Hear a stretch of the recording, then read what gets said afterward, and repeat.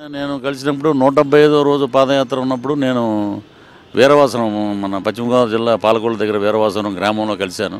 46 డిగ్రీల ఎండ. 46 డిగ్రీల ఎండలో ఆయన నడుస్తుంటే నాకైతే ఒక ఇంద్రధనుస్సు కనపడింది.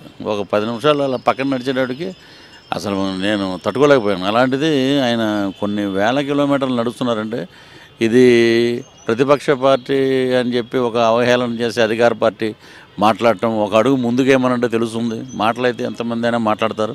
ఈ రోజున పాదయాత్రలో నేను చూసింది ఏంటంటే ఆయన ఆ రోజు పాదయాత్రలో ఇప్పటికీ మొదలుపెట్టిన రోజు నుంచి ఈ రోజు వరకు ఒకటే సమస్యలు. అలాగే పాదయాత్రలో అనేక సమస్యలు, ఒక డ్వాక్రా మహిళల ఆక్రమణలు కానీ, మహిళల మీద జరుగుతున్న అఘాయిత్యాలు కానీ, రైతు రుణమాఫీలు కానీ, ఈ రోజున ఫీజు రియంబర్స్మెంట్ కానీ, ఆరోగ్యశ్రీ కానీ ఎక్కడా లేదు.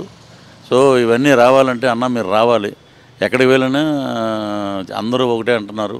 పెద్దవారు నుంచి చిన్నవారు వరకు, అన్ని వృత్తుల వారు, అన్ని బడుగు బలహీన వర్గాల వారు, అన్ని మతాల వారు ఒకటే చెప్తున్నారు. కుల మతాలకు అతీతంగా ఈసారి జగన్మోహన్ రెడ్డి గారు ముఖ్యమంత్రి కావాలి.